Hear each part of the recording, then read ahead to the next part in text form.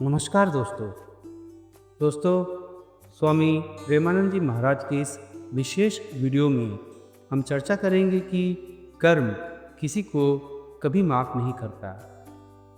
दोस्तों, जीवन में हमारी हर क्रिया का असर न केवल हमारे व्यक्तिगत जीवन पर बल्कि हमारे आसपास के वातावरण पर भी पड़ता है।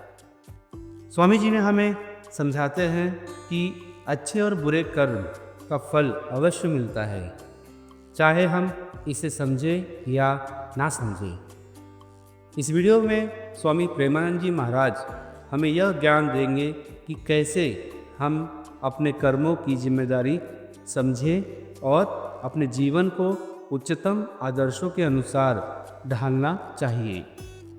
स्वामी जी का यह संदेश हमें हमारे कर्मों का सही मूल्य समझाने में मदद करेगा और हमें आत्म संयम तथा ध्यान की ओर प्रेरित करेगा। तो आइए इस वीडियो में स्वामी प्रेमानंद जी महाराज के अमृत वचन सुने और अपने जीवन को सही दिशा में बदलें। हमारे अच्छे भाव या बुरे भाव में ये 10 बातें बहुत प्रभाव डालती हैं। पहला स्थान, दूसरा अन्न और तीसरा जल। पानी भी बहुत संभाल के नहीं। आजकल तो देखो प्रायः ऐसे दांत से प्लास्टिक नोचेंगे, ऐसे पानी पिएंगे, कब भरी गई, कहां भरी गई, कैसा पानी बड़ा। देखो कैसा हमारे भजन साधन के लिए विक्षेप पैदा होता चला जा रहा है। पहले सुंदर सरोवरों का जल, मतलब 15 वर्ष तो गंगा जल ही केवल पिया है, जो आकाशवृत्ति से मिला नहीं, गंगा जल ही पिया है। कुआं का जल, फिर आया हैंडपैप का जल, अपवित्र होने लगा। हैंडपैप में जो वाशर अगर वो कहीं चमड़े का पड़ा हुआ है तो अपवित्र जल हो गया।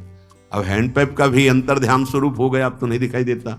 अब रह गया है मोटर से निकले और फिल्टर में जाए, वो मशीन जो फिल्टर करती है पानी को, आरओ, उससे। अब वो जिनके पास है तो है, नहीं तो परिक्रमा लगाया हो, आपको पानी पीने को नहीं मिलेगा। देखो कैसा समय आ गया। भोजन, पहले कोई दगाबाजी भोजन में तो नहीं करता था। गांव में जब जिसके यहां दूध बेचा जाता था ना, उसको बहुत लघु दृष्टि से देखा है, गाय माए एक बराबर होती है, ये दूध बेचता है। 10-5 किलो मठा तो आप ऐसे मांग के ले सकते थे, अगर अड़ोस पड़ोस में वो मठा मिल जाएगा। जब कोई उत्सव होता, फ्री दूध 100, 200, 500 किलो पूरे गांव के सब दे देते, कोई ऐसे बेचता था। अब दूध नहीं। जब बूढ़े लोग बैठते थे कहते थे पानी बिकेगा आगे चल के। आज पानी बिक रहा है, नहीं बिक रहा, पानी बिक रहा है। हमें लगता है सबको ही पैसे से ही पानी है। वो बोतलें नीली नीली नहीं, इतनी बड़ी बड़ी बिकती, उन्हीं से पानी पिया जा रहा है। आगे और समय जल का प्रभाव पड़ता है। जैसे हम गंगा जल पीते थे, सही कहते, कई दिन जब भोजन नहीं मिलता तो पूरी पौष्टिकता गंगा जल से मिलती थी।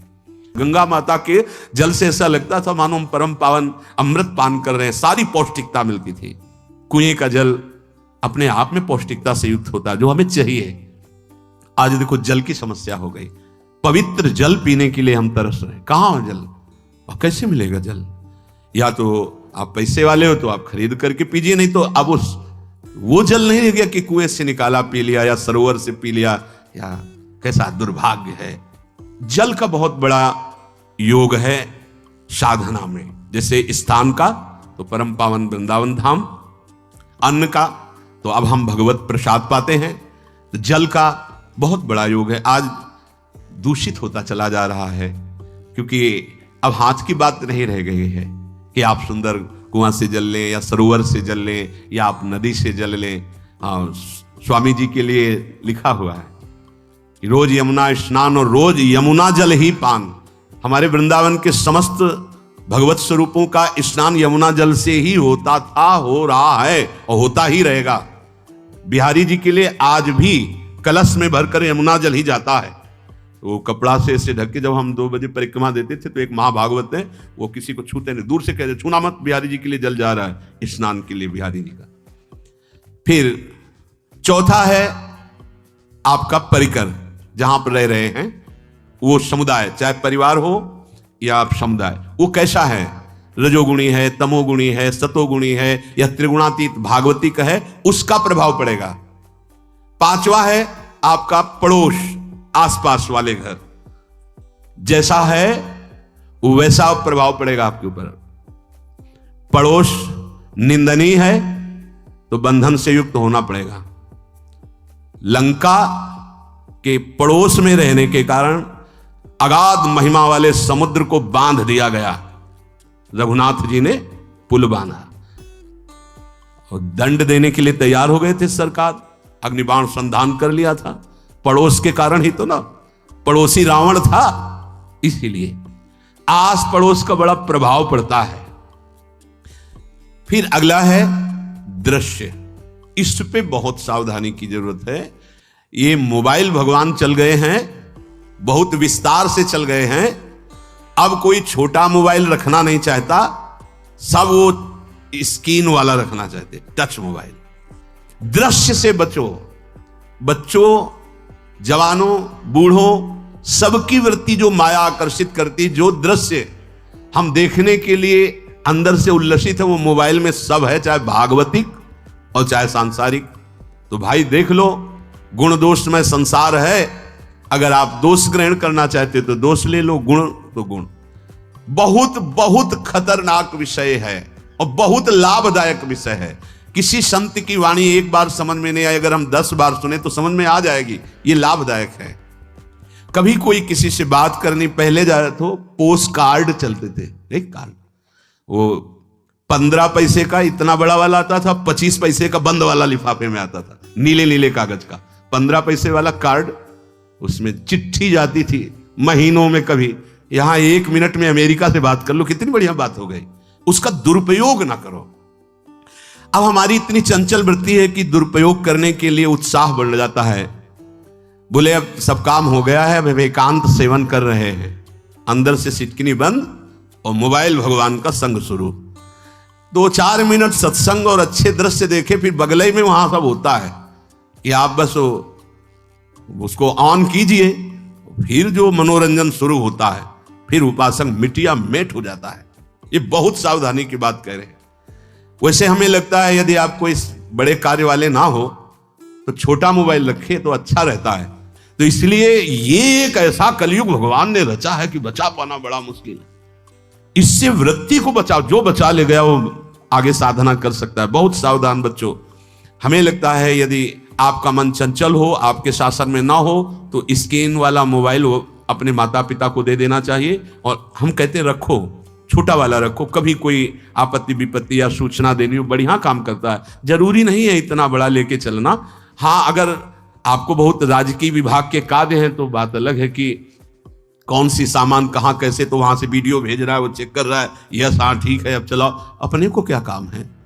सत्संग अगर सुनना है तो सत्संग सुनने के अलग यंत्र आते हैं, चला दो उसमें, वो इतनी बड़ी लगती है, उसमें चिप, पेन ड्राइव ऐसे लगा दो और सत्संग सुनो।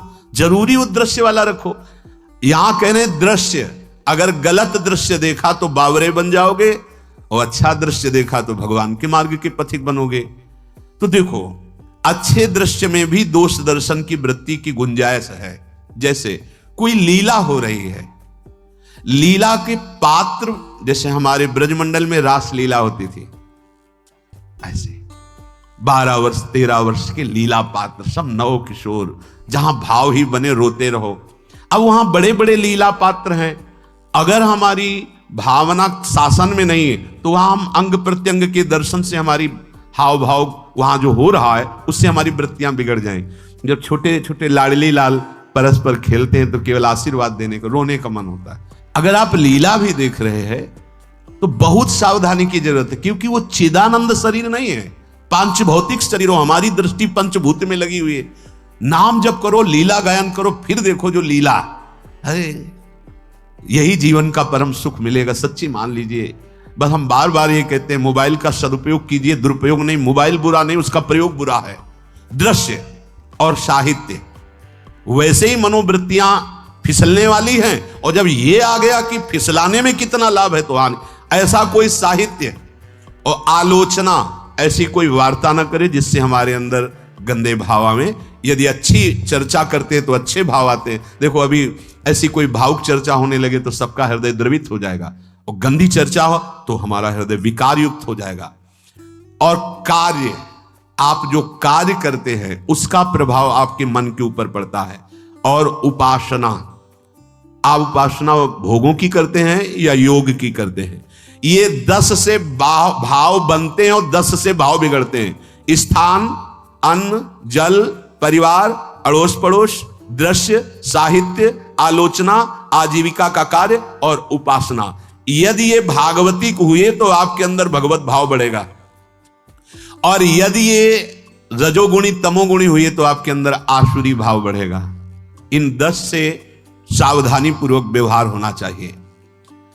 जैसे आस पड़ोस में है तो बड़ी सुविधा है, यहां कोई किसी से मतलब नहीं रखता, बगल वाला कौन है ना किसी से मतलब, ये बढ़िया है, ज्यादातर गांव में होता है। अपने यहां ये अच्छा है कि जैसे आप अपने कमरे में गए, किसी से कोई मतलब नहीं है, वैसे ऐसा ही जीवन रखना चाहिए। और ये ज्यादा जो व्यवहार मित्रता बढ़ाने वाला विषय ये धाम में नहीं है, वृंदावन में ऐसा नहीं व्यवहार रखना चाहिए। आपके पड़ोस में कौन रख रहा है आपका परिचय नहीं होना चाहिए, कौन कौन रह रहा है आपकी जानकारी नहीं होनी चाहिए। नजर नीची की, अपने कुटिया में गए, अपने ठाकुर जी से मतलब, अपने भजन से मतलब। ना पड़ोसी को कुछ देना चाहिए ना लेना चाहिए, बात समझ लेना। कि जैसे आज उत्सव है उनको हम बुलाते हैं, वो हमारे यहाँ, ये व्यवहार यहाँ नहीं है। बनवासी हो, ठाकुर का भोग लगाया, और अगर आपको बांटना है तो बाहर निकलो, आधा किलोमीटर दूर ऐसी जगह बांटो जो तुम्हें राधे श्याम दोबारा ना बोले, फिर वो तुम्हें बुलाएगा, फिर तो वो बैठेगा, फिर प्रपंच की बातें होंगी, निंदा स्तुति की होंगी, फिर बड़ी संगोष्ठी होती है, पता चलता है। क्या फायदा ऐसे जीवन से? आप वनवासी हो, समय एकांत में दीजिए, अपनी कुटिया में बैठिए, नाम जप कीजिए, निकलिए, सत्संग सुनिए, ठाकुर दर्शन कीजिए, परिक्रमा कीजिए, फिर अपनी कुटिया में। ज्यादा व्यवहार में नहीं उतरना चाहिए, ये वनवास है, वृंदावनवास। सत्संग का सेवन, रजोगुण तमोगुण का त्याग, तो दुष्संग से आप बच जाएंगे। दुष्संग से बचने का मतलब है काम क्रोध मोह स्मृति भ्रंश बुद्धिनाश सर्वनाश कारणत्वात्। देवर्षि नारद जी कहते हैं अगर दुष्संग का त्याग हो गया तो आप काम का, क्रोध का, मोह का, जो हमारी भगवत स्मृति का नाश कर देते हैं, जो हमारी बुद्धि का नाश कर देते हैं, जो हमारे सर्वनाश करने वाले हैं, इनका त्याग कर पाएंगे। कुसंग अगर हो गया तो इनका त्याग नहीं हो सकता, बहुत कठिन हो जाता है। भगवत संबंधी तत्वबोध होना या भगवत रहस्य लीला में प्रवेश पाना, जो अपनी इंद्रियों को भोगों में तृप्ति कराने की कोशिश कर रहे हैं, उनका चिंतन भोगों का ही होगा, तो कैसे तत्वबोध होगा, कैसे लीला में प्रवेश होगा? बस ध्यान देना है, कैसे हो पाएगा? क्योंकि जिस चित्त वृत्ति से भगवदाकार हमें वृत्ति करनी थी, वो तो हमने भोगों के चिंतन में लगा दी, भोग क्रियाओं में लगा दी। एक स्थिति होती है जब आपकी चित्त वृत्ति भगवदाकार हो गई है, तो व्यवहार में रहते हुए भी विषयान ग्रहणंत मुंचंतु वा, खान पान, उठना बैठना, है सब बाहरी क्रियाएं हो रही हैं, अंतर से वो अपने आराध्य देव में सदैव स्थित रहता है। उसका परिचय आपको जब ऐसे महापुरुष का सानिध्य मिलेगा तो आप विषय सेवन करते हुए भी निर्विषय रहेंगे।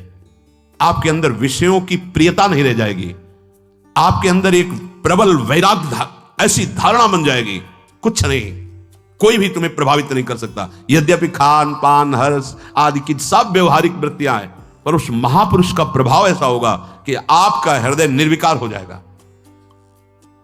और बहुत ही त्याग की सब बातें की जा रही, लेकिन हृदय भी सही है तो संग से विषय रंग बढ़ जाएगा। ये देखा गया है। हृदय अगर निष्प्रिय है, जिसका हम संग कर रहे हैं, तो उसका परिणाम निष्प्रिय निकलेगा। व्यवहार में कुछ भी हो, निष्प्रियता ही आपकी बढ़ेगी, निर्विकारता बढ़ेगी, क्योंकि उसकी स्थिति का संग हो रहा है, उसका प्रभाव पड़ रहा है। तो सर्वनाश की जड़ है विषय चिंतन। ये बहुत बड़ी बात है, विषय चिंतन सर्वनाश की जड़ है। यहां विषय भोग नहीं कहा, क्योंकि चिंतन का परिणाम भोग है। पहले चिंतन होता है, साधक ध्यायतो विषयान् पुंसः संगस्तेषुपजायते संगात् संजायते कामः कामात् क्रोधो विजायते क्रोधात् भवति सम्मोहः सम्मोहात् स्मृति विभ्रमः स्मृतिभ्रंशात् बुद्धिनाशो बुद्धिनाशात् प्रणश्यति सर्वनाश।